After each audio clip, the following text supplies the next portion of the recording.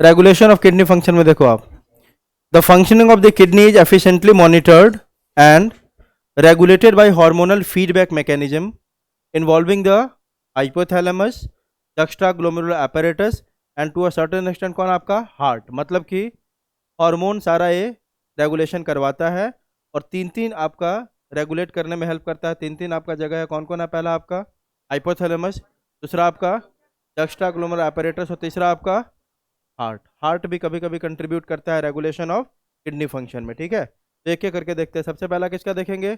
Hypothalamus का। Controlled by ADH. ADH एक hormone है आपका, ठीक है, anti diuretic hormone. Osmoreceptors in the body are activated by changes in blood volume, है ना।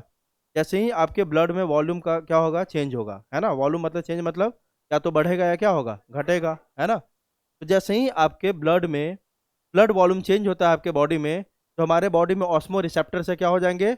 एक्टिवेट। ऑस्मो रिसेप्टर समझते हो?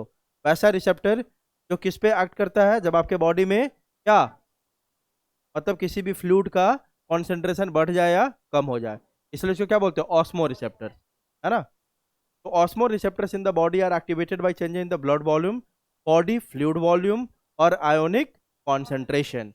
या तो आपका ब्लड का वॉल्यूम बढ़ेगा, घट जाएगा, या पूरे बॉडी में ब्लड ही नहीं है ना, दूसरे बॉडी फ्लूइड भी है ना, कोई दूसरा बॉडी फ्लूइड का वॉल्यूम आपका बढ़े या घटे, या तो आयन का कॉन्सेंट्रेशन बढ़े या घटे।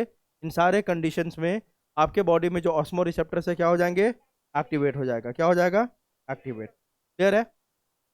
अब देखो, कंट्रोल बाय एडीएच में देख रहे हैं अपन, an excessive loss of fluid from the body can activate these receptors which stimulate the hypothalamus to release anti-diuretic hormone और vasopressin। इसको दो दो नाम दे रहे हैं अपन।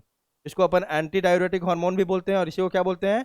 वैजोप्रेसिन भी बोलते हैं, क्योंकि ये दो दो अलग अलग टाइप का काम करेगा। ठीक है, देखेंगे कैसे। तो जैसे ही आपके बॉडी में ब्लड वॉल्यूम क्या हो गया? कम हो गया, है ना। जैसे ही आपके बॉडी से क्या हुआ? एक्सेसिव लॉस हुआ, किसका? फ्लूइड का। मतलब आपके बॉडी में वॉल्यूम क्या हो गया? कम हो गया, है ना। आपका जो हाइपोथैलेमस होता है एक्टिवेट हो जाता है और वह रिलीज करता है एक हार्मोन, उसका नाम क्या है? एंटी डायूरेटिक हार्मोन, या क्या बोलेंगे इसको? एडीएच, है ना। फ्रॉम द न्यूरो हाइपोफाइसिस और पोस्टीरियर प्यूटिट्री। अब इसको देखो ध्यान, होता क्या है ना, एडीएच कैसे कंट्रोल करता है चीजों को? एडीएच कैसे कंट्रोल करता है? एडीएच पहले जाके एक्टिवेट करता है किसको? प्यूटिट्री ग्लैंड को। किसको? देखो अभी आप पढ़ोगे, अभी आप इसी में पढ़ोगे, देखो हाइपोथैलेमस है ना, हाइपोथैलेमस हमारे ब्रेन का एरिया है, ब्रेन में है। और ये हाइपोथैलेमस कंट्रोल करता है किसको? आपको इसको, पिट्यूटरी ग्लैंड। और इसको क्या बोलते हैं अपन? Master gland. किसको? पिट्यूटरी ग्लैंड को क्या बोलते हैं अपन? मास्टर ग्लैंड बोलते हैं। क्या बोलते हैं? Master gland. अब देखो, मास्टर का भी मास्टर है, कौन है आपका? हाइपोथैलेमस। हाइपोथैलेमस से कंट्रोल करता है किसको? पिट्यूटरी को। अब जब पिट्यूटरी आप पढ़ोगे ना, तो पिट्यूटरी में दो लोब होते हैं ना, होते तीन है, लेकिन अपन दो अभी सीख लो। आपको लास्ट चैप्टर में बताऊंगा सारा पूरा किसके बारे में? पिट्यूटरी के बारे में। एक को बोलते हैं एंटीरियर पिट्यूटरी, एक को बोलते हैं पोस्टीरियर, है ना। Anterior and posterior. Posterior pituitary को अपन न्यूरो हाइपोफाइसिस बोलते हैं। क्या बोलते हैं? न्यूरो हाइपोफाइसिस, क्योंकि यहाँ पे सीधे सीधे न्यूरॉन का एक्जॉन आया होता है। कौन आया होता है? एक्जॉन, है ना। इसलिए इसको न्यूरो हाइपोफाइसिस बोलते हैं। किसको? पोस्टीरियर पिट्यूटरी को, है ना। अब देखो, जैसे ही आपके बॉडी में एक्सेसिव क्या हुआ? लॉस हुआ बॉडी फ्लूइड का। Excessive loss of body fluid जैसे ही हुआ आपका, ठीक है, ये आपका हाइपोथैलेमस क्या हो गया? एक्टिवेट। या एक्टिवेट होकर किसको सिग्नल दिया? पिट्यूटरी ग्लैंड को, है ना। पिट्यूटरी ग्लैंड के किस पार्ट को? पोस्टीरियर। किस वाले पार्ट को? पोस्टीरियर वाले को, कि भाई तू एक हार्मोन का सिक्रेशन शुरू कर, उसका नाम क्या है? एडीएच, एंटी डायूरेटिक हार्मोन, या वैसोप्रेसिन भी बोलते हैं, है ना। तो जो आपका एडीएच हार्मोन है उसका सिक्रेशन कौन कर रहा है? पिट्यूटरी। पिट्यूटरी का कौन सा पार्ट? पोस्टीरियर। इसको ऑर्डर कौन दे रहा है ऊपर से? हाइपोथैलेमस। कब ऑर्डर दे रहा है? जब आपके बॉडी में ब्लड वॉल्यूम, ब्लड वॉल्यूम क्या हो गया? कम हो गया। क्लियर है? आगे बढ़े। अब आगे देखो, ADH facilitates water reabsorption from later parts of the tubule, thereby preventing diuresis, है ना। आपने पढ़ा है ऑलरेडी, एब्जॉर्प्शन कौन पार्ट कौन सा एब्जॉर्प्शन करता है ना। यह क्या करेगा? एंटी, जो आपका ADH है वह later parts of the tubule, मतलब जो आपके पीसीटी है, डीसीटी है, उन सब से क्या करेगा, पानी को एब्जॉर्ब कर करके, मतलब जो आपका क्या है, फिल्ट्रेट, उस फिल्ट्रेट से हम जितना पानी हो सका सबको निकाल के ब्लड में डाल देगा, ताकि आपके ब्लड का वॉल्यूम फिर से क्या हो, बढ़ जाए, है ना। तो एडीएच क्या करता है, फैसिलिटेट करता है रीअब्जॉर्प्शन ऑफ वाटर फ्रॉम कहाँ, PCT, DCT, collecting tubule, collecting duct, उन सब से, ताकि आपके ब्लड वॉल्यूम, मतलब कि देखो ना, फिल्ट्रेट से निकाल के कहाँ डाल दिया पानी सारा, ब्लड में, तो वॉल्यूम बढ़ जाएगा ना। ठीक है, आगे देखो, देयर बाय प्रिवेंटिंग डायूरेसिस, मतलब जब फिल्ट्रेट से सारा पानी निकाल निकाल के ब्लड में डाल दिया तो एक्सेसिव यूरिनेशन होगा क्या, डायूरेसिस क्या होता है, एक्सेसिव यूरिनेशन, पानी नहीं तो एक्सेसिव यूरिनेशन कहाँ से होगा, है ना। तो याद रखना, डायूरेसिस मीन्स क्या होता है, excessive urination. An increase in body fluid volume can switch off the osmoreceptors and suppress the ADH release to complete the feedback. अब फीडबैक कंप्लीशन मतलब क्या होता है, जब कम हुआ तो एक्टिवेट हो गया और आपका हार्मोन आपका रिलीज हुआ, और वह हार्मोन क्या किया आपका, मतलब डायूरेसिस को रोक दिया। जब मान लो कि ब्लड वॉल्यूम क्या हो गया आपके बॉडी में, बढ़ गया तो ऑस्मो रिसेप्टर क्या होगा, स्विच ऑफ हो जाएगा, और जैसे ही ऑस्मो रिसेप्टर स्विच ऑफ हुआ, हाइपोथैलेमस तुरंत ऑर्डर देगा किसको, पोस्टीरियर पिट्यूटरी को, कि एडीएच का सिक्रेशन क्या करो, बंद करो, ताकि फीडबैक फिर से क्या होगा, कंप्लीट। शुरुआत किया जहाँ पे वहीं पे क्या कर दिया, खत्म, इसको बोलते हैं फीडबैक का कंप्लीशन। क्लियर है, तो बढ़ेगा तो सिक्रेशन करवाएगा, और सॉरी बढ़ेगा तो वापस रोक देगा, और घटेगा तो वापस उसका रिलीज करवा देगा। क्लियर है, इतनी बात सबको समझ में आई। चलो आगे देखें।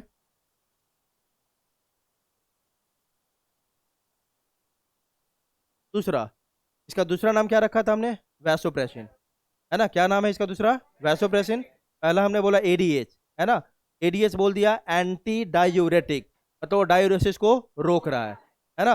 और दूसरा नाम क्या है इसका, वैसोप्रेसिन, नाम से पता चल रहा है यह ब्लड वेसल को क्या कर देगा, कॉन्ट्रैक्ट कर देगा, है ना, उसका कॉन्स्ट्रिक्शन करवाएगा, उसके एरिया को क्या कर देगा, कम कर देगा। जब आप एरिया कम करोगे तो प्रेशर क्या होगा, बढ़ेगा ना, है ना। तो वही लिखा हुआ देखो, ADH can also affect the kidney function by its constrictive effects on the blood vessel. This causes an increase in blood pressure. An increase in blood pressure can increase the glomerular blood flow and thereby the GFR. होगा कि नहीं, देखो ना, constriction करवा दिया, मान लो इतना मोटा ब्लड वेसल है अभी, इसको क्या कर दिया, कॉन्स्ट्रिक्ट।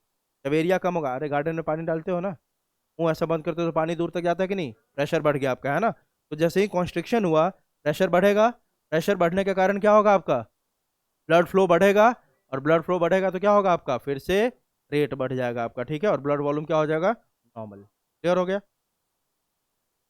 अब ये डायबिटीज, दो टाइप के डायबिटीज होते हैं, एक मेलिटस और आपका दूसरा इंसिपिडस है, आप जानते हो, ठीक है। अब देखो, डायबिटीज इंसिपिडस क्या आपका, ADH prevents wide swings in water balance. ये क्या करता है, आपके बॉडी में वाटर बैलेंस मेंटेन रहे। वाइड स्विंग मतलब कि ऐसा ना कि एक बार बहुत कम हो गया, दूसरी बार बहुत ज्यादा हो गया, ठीक है। तो ADH prevents wide swings in water balance, helping to avoid dehydration और वाटर ओवरलोड। बहुत कम भी नहीं होने देगा एक ही बार में, बहुत ज्यादा भी नहीं होने देगा। तो बहुत कम नहीं होने दिया तो किससे बचा लिया, डिहाइड्रेशन से। बहुत ज्यादा नहीं होने दिया तो किससे बचा लिया, water overload. Deficiency of ADH, मान लो कि अब डेफिशिएंसी हो गया किसका, एडीएच का, मतलब आपका पोस्टीरियर पिट्यूटरी एडीएच को रिलीज नहीं कर पा रहा है ना। दिस टू डायबिटीज इंसिपिडस, ऐसे ही पूछेगा, है ना, कि किसके कमी के कारण आपका डायबिटीज इंसिपिडस होता है, तो क्या याद रखोगे, एडीएच। क्लियर है, चलो आगे देखो। A condition marked by the output of huge amounts of urine and intense thirst, पक्की बात है, एडीएच कम हो गया बॉडी में आपके, या एडीएच का सिक्रीशन नहीं हो पा रहा है, तो क्या होगा, एक्सेसिव यूरिनेशन, डायूरेसिस होगा, है ना। और जब ज्यादा आपका यूरिनेशन होगा तो प्यास भी क्या होगा, बहुत जल्दी जल्दी रहेगा। क्लियर है। Diabetes insipidus differs from diabetes mellitus in which insulin deficiency causes large amounts of blood sugar to be lost in the urine. तो mellitus किसके कारण होता है, डेफिशिएंसी ऑफ इंसुलिन, जबकि ये किसके कारण हो रहा है, एडीएच। उसमें आपके यूरिन से क्या निकलता है, शुगर बहुत ज्यादा निकलता है, किसमें, mellitus। याद रखने का, mellitus मतलब मीठा, है ना, मतलब शुगर, है ना।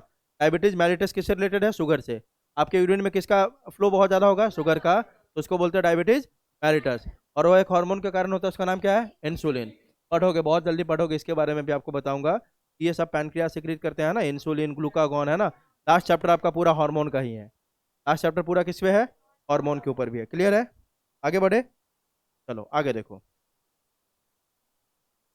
Control by juxta glomerular apparatus, थोड़ा बहुत तो बता ही दिया था आपको कि जक्स्टा ग्लोमेरुलर apparatus का मतलब क्या होता है, मैक्यूला डेंसा प्लस जेजी सेल्स दोनों मिलके क्या बनाते हैं, juxta glomerular apparatus। Macula densa क्या था आपका, बताओ।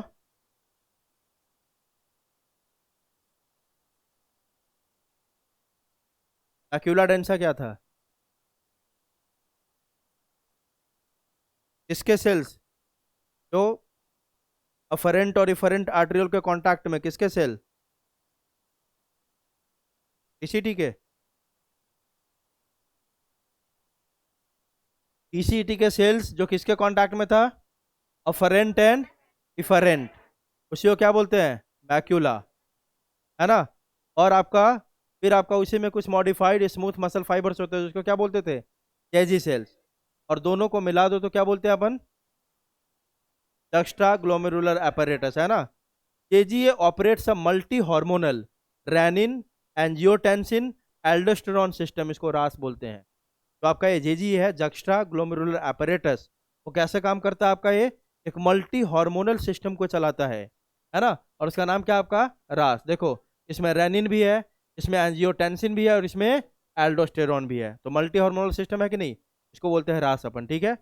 जेजी operates a multi hormonal renin angiotensin aldosterone system, a fall in, बहुत आसान है, a fall in glomerular blood flow, या अगर आपका ब्लड फ्लो कम होगा तो पक्की बात है ब्लड प्रेशर भी क्या हो जाएगा, कम हो जाएगा, है ना। तो वही लिख रहा है, a fall in glomerular blood flow या ग्लोमेरुलर ब्लड प्रेशर, या जीएफआर बोल सकते हैं, glomerular filtration rate.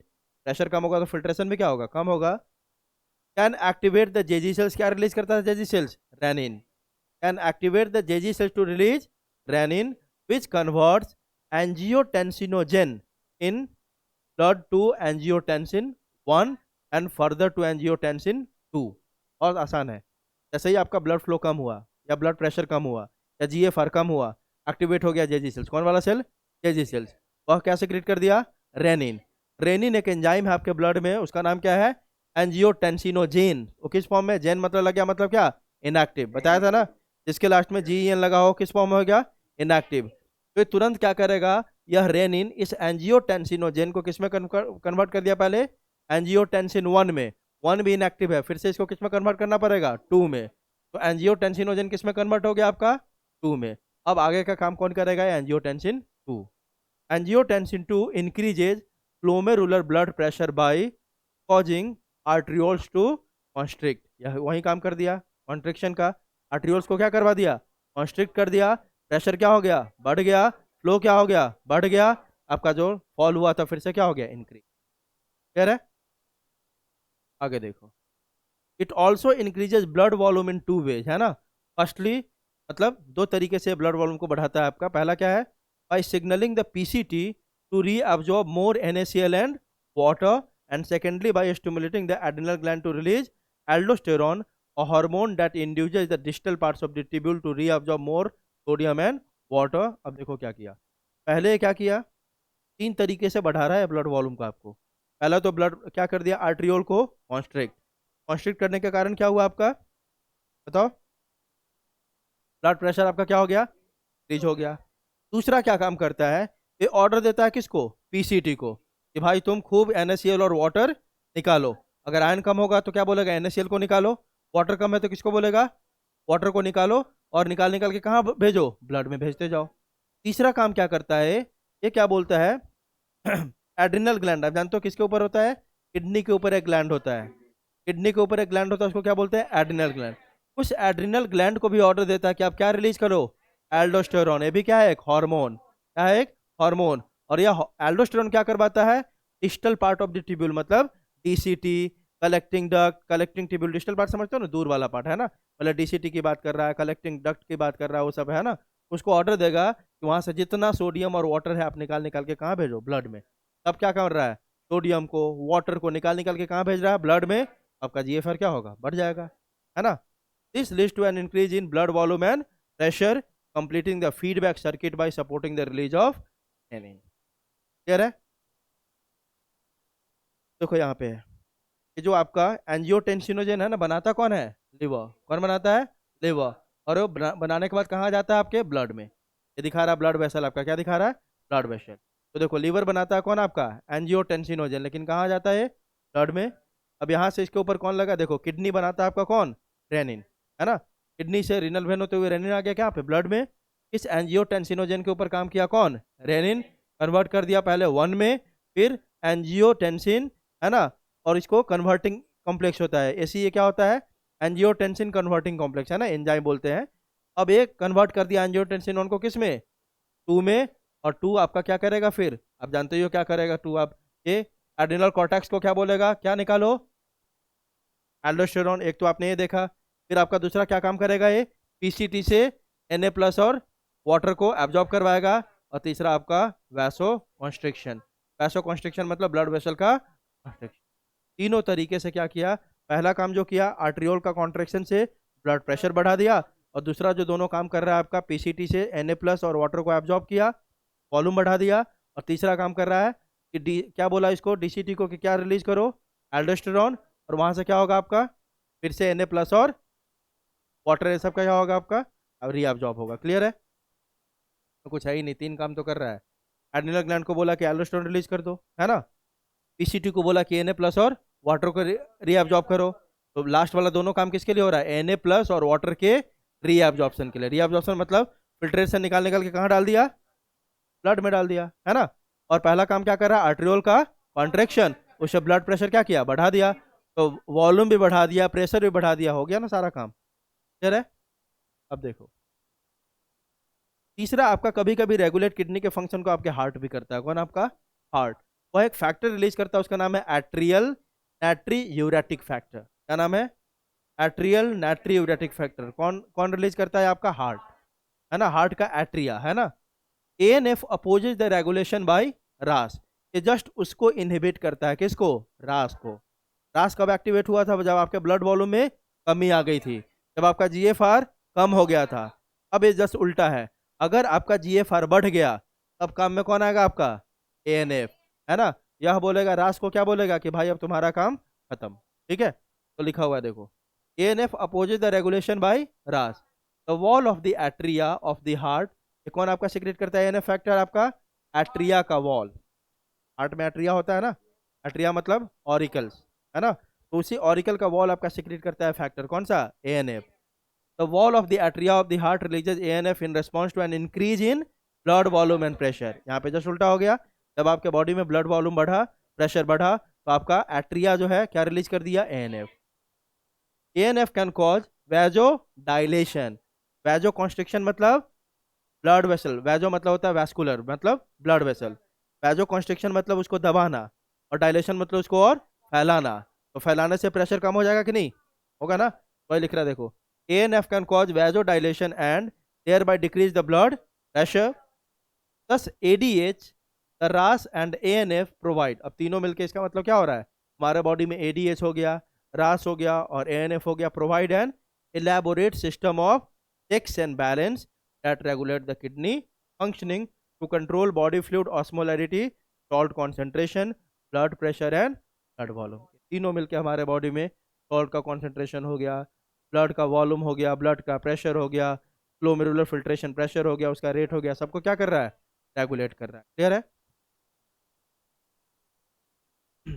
This inhibits the reabsorption of Na+ by the collecting duct and reduces release of aldosterone from adrenal gland. It also increases excretion of Na+ in urine। कौन आपका? ANF। ANF क्या क्या करेगा? जो काम वो कर रहा था जिसका उल्टा करेगा। ये इनहिबिट कर देगा किसका? Reabsorption of Na+ and water, है ना। दूसरा क्या बोलेगा कि एड्रिनल कॉर्टेक्स को क्या बोलेगा कि आप उसको निकालना बंद कर दो। किसको? एल्डोस्टेरॉन को, है ना। और यह आपके यूरिन में इसका भी अमाउंट बढ़ा देगा, किसका? सोडियम का। तो हम क्या कर रहे थे? रीअब्जॉर्ब कर रहे थे, इसमें सबको वापस डाल दिया वहां पे। क्लियर है? चलो अगला प्रोसेस हमारा क्या? एक्चुरेशन। क्या आपका? एक्चुरेशन। अब देखो इसमें, urine formed by the nephron is ultimately carried to the micturition होता है process of release of urine. Micturition क्या है? Process of release of urine. ठीक है, urine formed by the nephron is ultimately carried to the urinary bladder where it is stored till a voluntary signal is given by the central nervous system।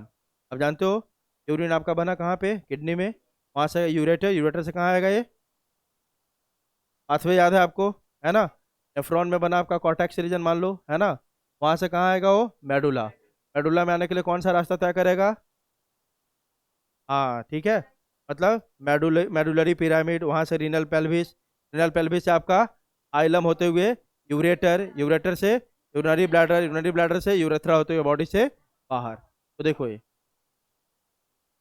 तो आपके जानते हो urinary bladder में जब urine आता है तो स्टोर हो जाता है आपका, है ना, टेम्पररली क्या होगा, वो स्टोर होगा, कब तक, जब तक वो पूरी तरह भर नहीं जाता है ना, where it is store till a voluntary signal is given by the central nervous system, कब तक ये स्टोर रहेगा, तब तक आपका सीएनएस सिग्नल नहीं देता है ना, जैसे ही वो भरने लगता है आपका सीएनएस सिग्नल देता है कि अब यूरिनरी ब्लैडर फुल हो चुका है, इसको क्या करना है, एम्प्टी करना है।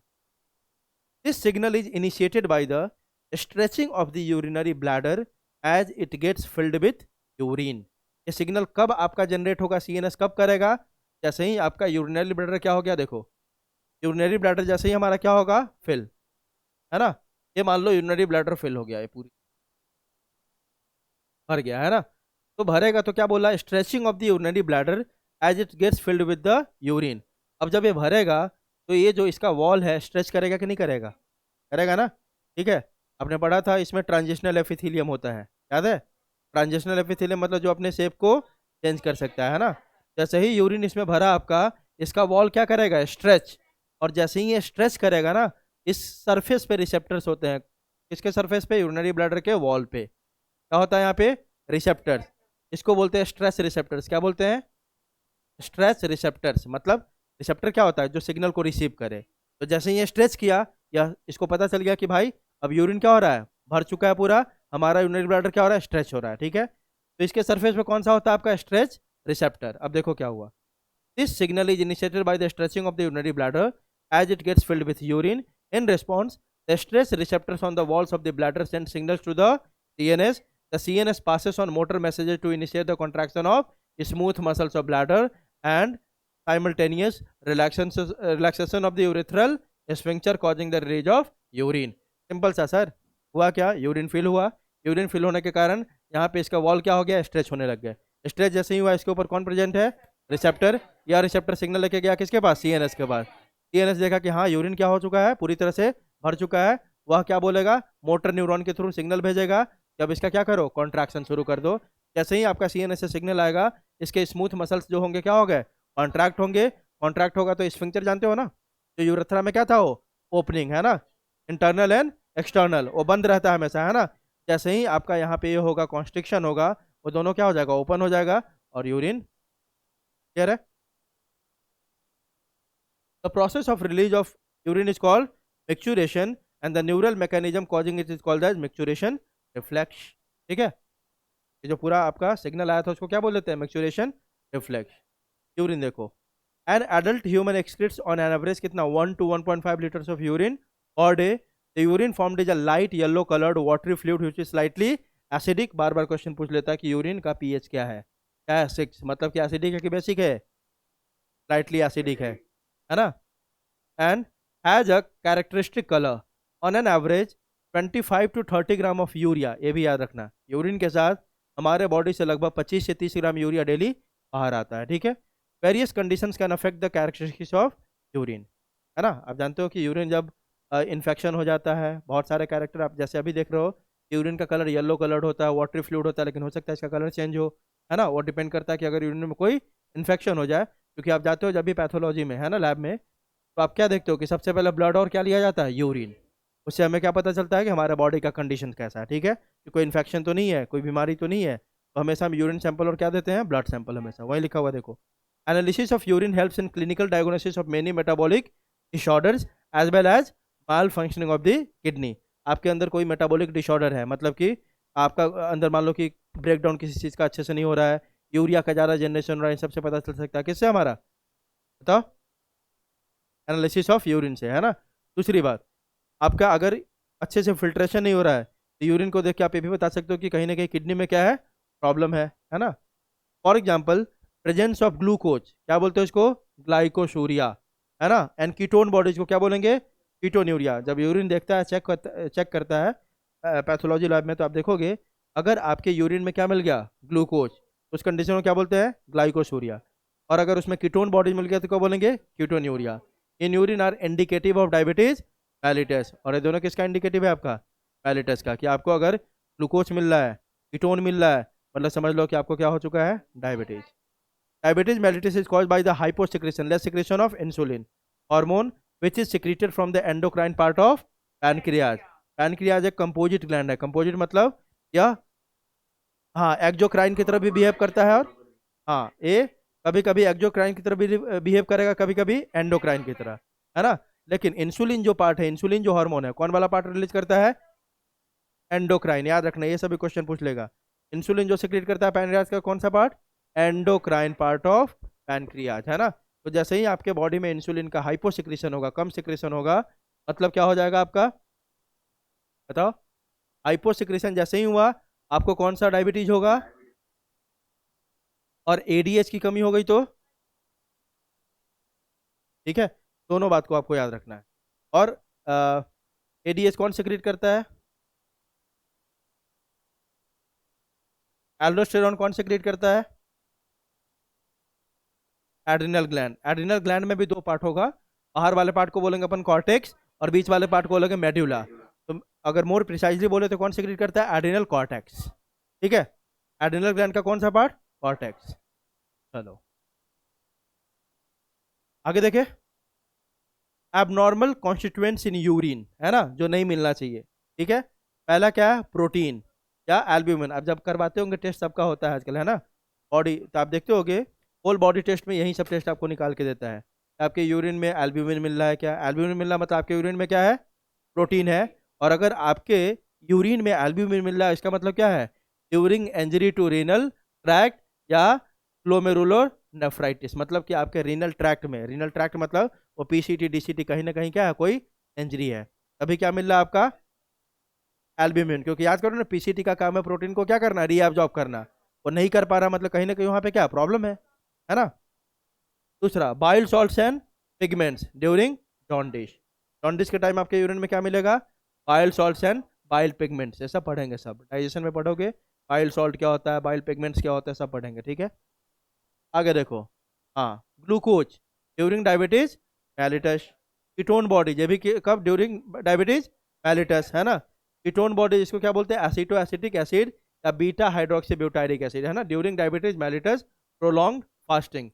ये मेनली तो डायबिटीज मेलिटस के टाइम में मिलता है आपका कीटोन बॉडीज, लेकिन कभी कभी बहुत लंबा फास्टिंग कर लो तो भी आपके यूरिन में क्या मिल सकता है, कीटोन बॉडीज मिल सकता है, ठीक है। पूछता है क्वेश्चन, प्रोलॉन्ग्ड मतलब बहुत लंबा अगर फास्टिंग हमने कर लिया, तो कौन सा मतलब कंपाउंड हमारे यूरिन में देखने को मिल सकता है, तो क्या बोलोगे, कीटोन बॉडी, क्या बोलोगे, कीटोन बॉडी। क्रिएटिनिन, है ना, हाइपरथायरोडिज्म या कब, स्टार्वेशन, ठीक है।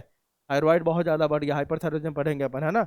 या तो क्या है, बहुत ज़्यादा आप बहुत दिन से भूखे हो, तो क्या देखने को मिल सकता है आपको, क्रिएटिनिन आपके यूरिन में, क्लियर है।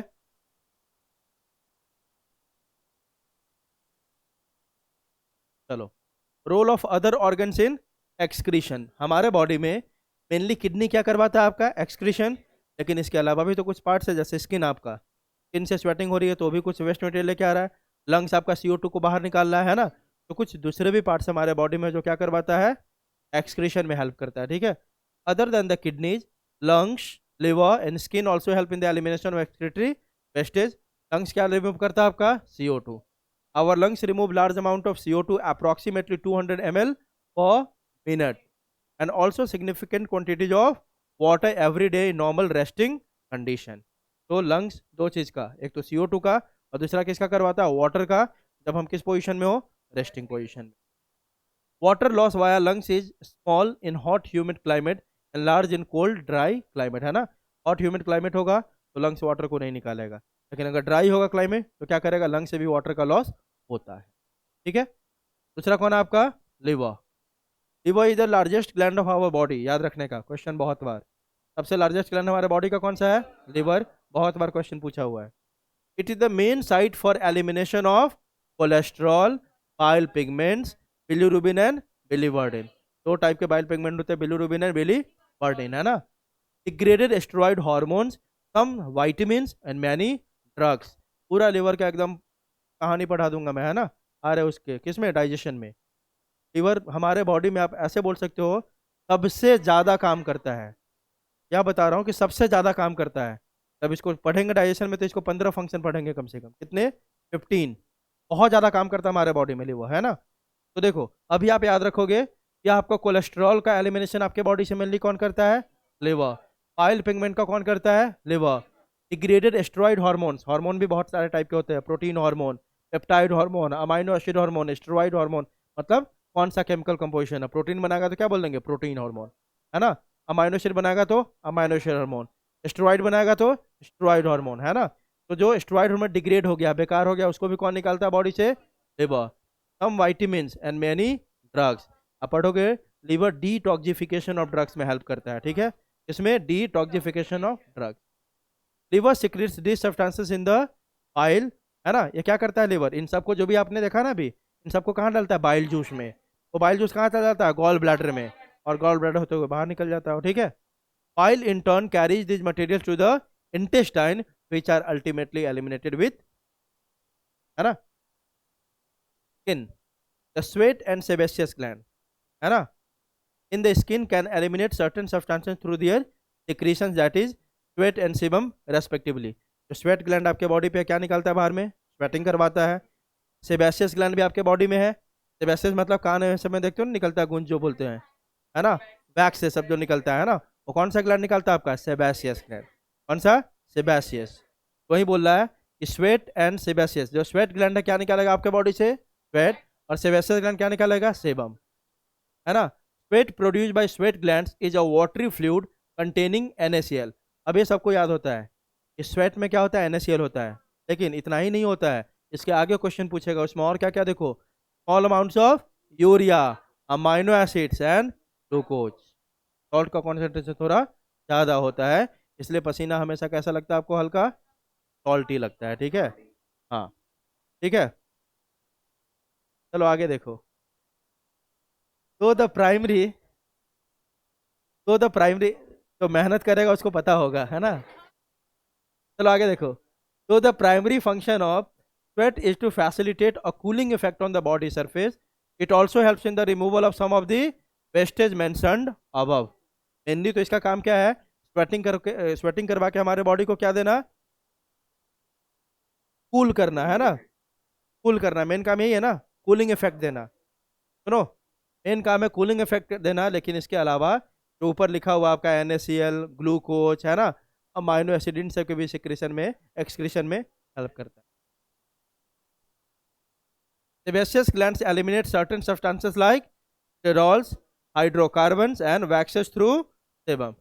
Sebum is a waxy protective secretion which provides a protective oily covering for the skin। अब देखते हो ना, कान से भी निकलता हो क्या है आपका, वैक्सी सिक्रीशन होते हैं। तो सारे डस्ट मटेरियल इन सबको क्या करता है, ट्रैप करके रखता है, ठीक है। चलो आगे देखें।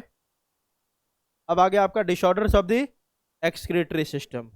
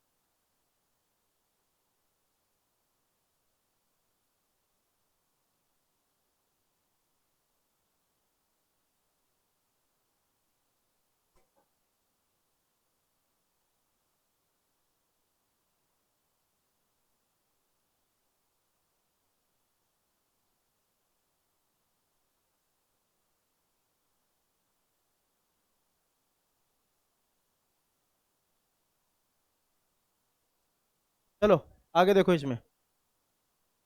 हाँ, यूरेमिया क्या आपका, a condition where malfunctioning of kidneys can lead to accumulation of urea in blood which is highly harmful and may lead to kidney failure. अब देखो यूरेमिया क्या कंडीशन है, जब आपके मतलब यूरिन से क्या बाहर नहीं निकल पाएगा, यूरिया, तो आपके ब्लड में क्या हो जाएगा, उसका एक्यूमुलेशन, मतलब ब्लड में यूरिया का ज्यादा होना, दैट इज कॉल्ड यूरेमिया. क्या बोलते हैं इसको, excessive presence of urea in blood is called uremia. ठीक है. अब देखो इसको ठीक करने के लिए हमने एक तरीका अपनाया, उसका नाम क्या है, हेमोडायलिसिस. क्या आपका, हेमोडायलिसिस. इस पेशेंट में क्या हो गया आपका, यूरेमिया, मतलब जिसके ब्लड में क्या बहुत ज़्यादा यूरिया है, उसी के लिए हम क्या करते हैं, परफॉर्म हेमोडायलिसिस. अब इसमें ध्यान देखो, in such patients urea can be removed by a process called haemodialysis. ऐसे पेशेंट में अपन कैसे हटाते हैं इसको, हेमोडायलिसिस से हटाते हैं. ठीक है. During the process of hemodialysis, अब इसका पूरा सीक्वेंस समझो, बहुत आसान है भी. Blood is taken out from convenient artery of the patient, ये याद रखने का.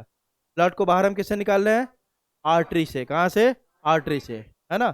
पहले हमने क्या किया, ब्लड को पेशेंट के बॉडी से निकाला with the help of artery. उसके बाद उसको कूल कर दिया कितने पे, 0 डिग्री सेल्सियस पे. मिक्स कर दिया उसको एक anticoagulant such as heparin. तो क्या आपके बॉडी में नेचुरल एंटी कोआगुलेंट है कौन, हेपारिन. तो ब्लड को आप बॉडी से बाहर निकालोगे, अगर उसमें एंटी कोआगुलेंट नहीं मिलाओगे तो आपका ब्लड तुरंत क्या हो जाएगा, कोआगुलेट, पक्का बना लेगा तुरंत, है ना. तो तुरंत उसमें किसको ऐड करना होगा, हेपारिन को. उसके बाद देखो, and then pumped into a dialysing unit called artificial kidney. और फिर एक मशीन होता है, उसमें सारे ब्लड को हम डाल देते हैं. उस मशीन को क्या बोलते हैं, डायलाइजिंग यूनिट और आर्टिफिशियल किडनी, है ना. अब देखो इन दिस apparatus, किसकी बात कर रहे हैं आप, डायलाइजिंग यूनिट की, है ना, या आर्टिफिशियल किडनी की. In this apparatus blood flows through channels or tubes bound by cellophane membrane which is impermeable to macromolecules such as plasma proteins but permeable to a small solute such as urea, uric acid, creatinine and minerals. बहुत आसान है. देखो यह हमने मान लो कि body से blood निकाला, कहाँ से, बॉडी से. ठीक है. ये देखो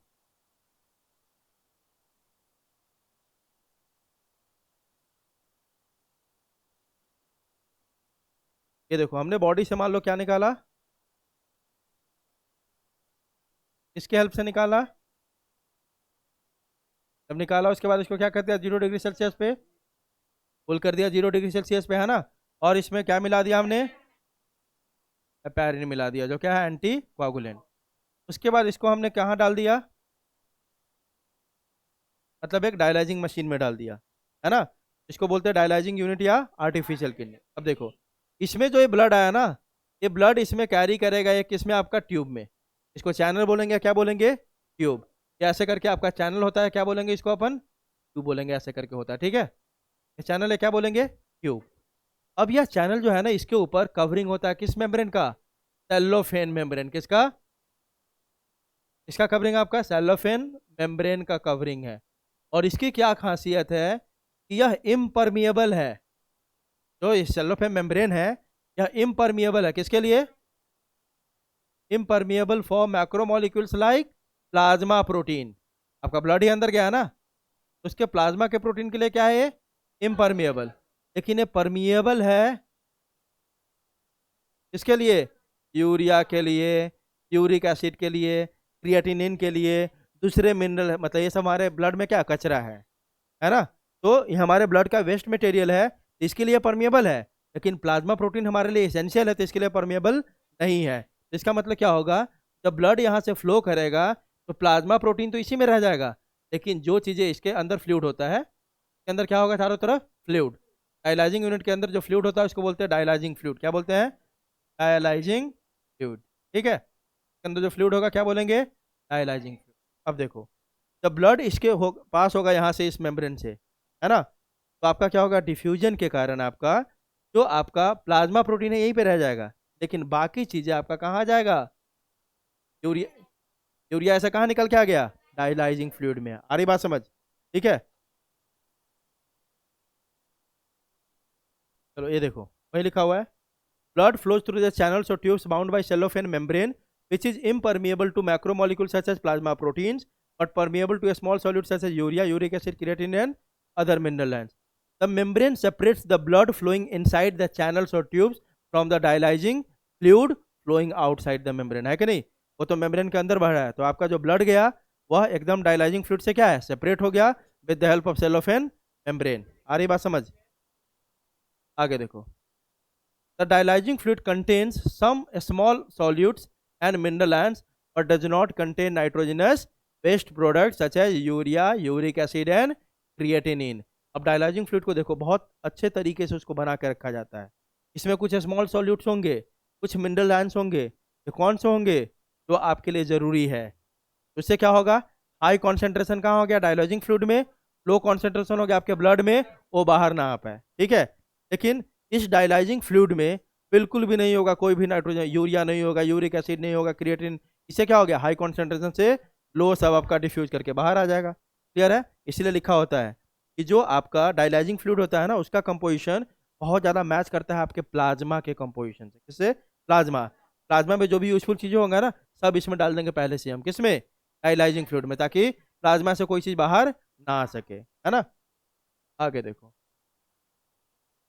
so these wastage diffuse from the blood to the dialyzing fluid across the cellophane membrane following the concentration gradient, high to low. Thus, the blood is considerably cleared of nitrogenous waste product without losing plasma protein. Such a process of separating small solutes from macromolecular colloids, macromolecular colloids किसके लिए use हुआ, plasma protein के लिए, with the help of a selectively permeable membrane, जो कौन है यहाँ पे, cellophane membrane, is called dialysis, ठीक है।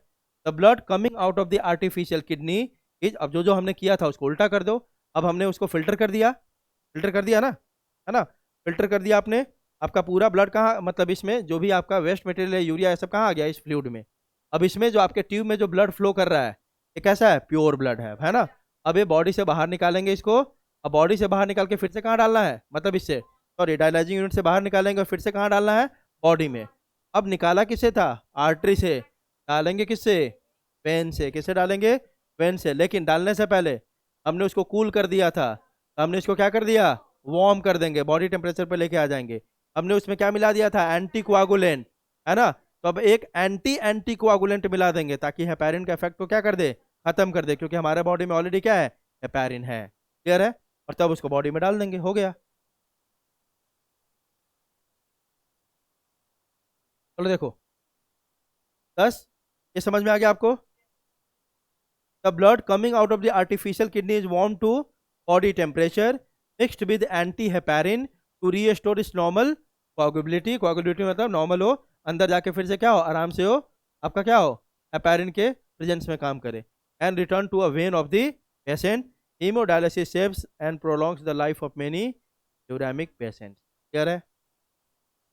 सेम चीज यहाँ पे देखो, डायग्राम में आपको दिया हुआ है, आपको दिख रहा है ना, ये आपका यूज डायलोजिंग सोल्यूशन है, ये आपका दिख रहा है, ये सेलोफेन मेम्ब्रेन है, यहीं से आपका ब्लड फ्लो हो रहा है, ठीक है। ब्लड फ्लो होने के बाद जो भी यूरिया वगैरह वो सब कहाँ आ जाएगा, इस फ्लूइड में आ जाएगा। और यहाँ देखो, रेडियल आर्टरी से ब्लड अंदर डाला और रेडियल वेन से ब्लड को फिर से बाहर निकाला। क्लियर है? और यहाँ पे है आपका फ्रेश डायलाइजिंग सोल्यूशन, इसमें ऐड करते रहेंगे ना, और यहाँ से यूज आपका बाहर निकल, ठीक है।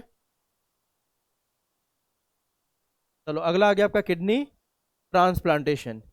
Kidney transplantation is the ultimate method in the correction of acute renal failures. तब मान लो कि एकदम आपका किडनी अब काम ही नहीं कर रहा है, तब हमें क्या करना पड़ता है, किडनी को ट्रांसप्लांट करना होता है ना। A functioning kidney is used in transplantation from a donor, preferably a close relative, to minimise its chances of rejection, है ना। जब किडनी आप ट्रांसप्लांट करोगे तो ऐसा प्रेफरेबल क्या है कि कोई क्लोज रिलेटिव का मिल जाए। क्यों? क्लोज रिलेटिव होगा तो जेनेटिक मैचअप होगा, है ना, उसका जीन क्या होगा, थोड़ा सा आपका सिमिलर होगा कि नहीं, ठीक है। तो क्लोज रिलेटिव के जीन थोड़े सिमिलर होंगे तो उसमें रिजेक्शन के चांस कम होगा। अब मान लो एग्जैक्टली दूसरे का किसी का डालोगे तो हो सका आपका इम्यून सिस्टम क्या कर दे, उसको रिजेक्ट। अब जानते हो ना, हमारे बॉडी में इम्यून सिस्टम है, और वह इम्यून सिस्टम जैसे ही कोई भी चीज़ बाहर से आएगा, कुछ भी आए, एक ड्रॉप पानी भी अंदर डालोगे ना, उसको क्या लगेगा कि कोई फॉरेन मटेरियल आ गया, क्या आ गया, फॉरेन मटेरियल, वो तुरंत उसके खिलाफ क्या बनाने का ट्राई करेगा, एंटीबॉडीज। क्या बनाने का ट्राई करेगा, एंटीबॉडीज, और उसको मारने का ट्राई करेगा, है ना। तो किडनी को भी जब आप डालोगे तो दूसरा का डाल रहे हो ना, तो उसके लिए तो फॉरेन बॉडी है, वो थोड़ी समझता है कि आपके लिए यूजफुल है क्या है, वो तुरंत उसको क्या करेगा, रिजेक्ट कर देगा। क्या करेगा, रिजेक्ट। उस रिजेक्शन से बचाने के लिए सबसे पहला काम तो हमें करना चाहिए, किडनी एक ऐसे डोनर का, डोनर मतलब जो किडनी डोनेट करेगा, ऐसे डोनर का लेना चाहिए जो क्या आपका क्लोज रिलेटिव हो, है ना। To minimize chances of rejection by the immune system of the host, immune system protect from disease by attacking anything that is not recognized as a normal part of the body. So the immune system of the recipient will attack a क्या kidney that appears too foreign. जैसे ही बाहर से डालोगे हमारा immune system उसको क्या try करेगा करने का, अटैक, और उसको रिजेक्ट कर देगा, ठीक है। Special drugs can help suppress the immune system of the recipient so it does not reject a transplanted kidney. Modern clinical procedures have increased the success rate of such transplantation technique, है ना। अब हम क्या डाल देते हैं ना, anti suppressant डाल देते हैं, है ना। क्या डाल देते हैं, वह आपके मेडिसिन, ऐसा मेडिसिन होता है जो हमारे इम्यून रिस्पॉन्स को सप्रेस कर देता है ना। कोई भी ट्रांसप्लांटेशन करते हैं ना तो अपन क्या डाल देते हैं पहले ही, एंटी सप्रेसेंट। एंटी सप्रेसेंट क्या होता है, तो हमारे इम्यून रिस्पॉन्स को क्या करे, सप्रेस कर दे, कम कर दे, है ना, ताकि किडनी आराम से हमारे बॉडी में फिट हो। सारी बात समझ। फिर भी अभी भी इसके फेलियर रेट क्या है, बहुत ज़्यादा है किडनी ट्रांसप्लांटेशन के। अगला लिखा हुआ देखो क्या आपका, रीनल कैलकुलाई, स्टोन और insoluble mass of crystallise salt formed within the kidney. आपके किडनी में बन जाता है ना स्टोन, है ना, स्टोन या कोई भी दूसरा मास बन जा सॉल्ट का, उसको क्या बोलते हैं अपन, रीनल कैलकुलाई, ठीक है। अगला देखो, glomerulonephritis, inflammation of glomeruli of kidney, है ना, इसको क्या बोलेंगे, नेफ्रेटाइटिस। जहां पे आ गया समझ लो वहां पे क्या है, इन्फ्लेमेशन है। नोट देखो, इंसुलिन, इनुलिन, इंसुलिन नहीं है क्या आपका, inulin. Inulin is a fructan storage polysaccharide. It is not metabolized in human body and is a readily filtered through kidneys.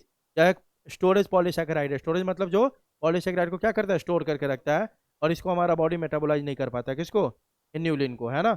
इसीलिए इसको हमें किसके थ्रू बाहर निकालना होता है, हमेशा किडनी के। It is there for use in testing kidney function, specially glomerular filtration rate. तो अगर आपको चेक करना है कि किडनी आपका प्रॉपर काम कर रहा है कि नहीं, तो कहाँ क्या खा लो आप, कोई ऐसा चीज खा लो जिसमें क्या हो, इन्यूलिन। फिर यूरिन में चेक करो कि यूरिन बाहर आया है या नहीं, क्लियर है। अगला देखो, tubular maxima, the maximum amount of substance that can be retained in the blood and beyond which it will be excreted in urine.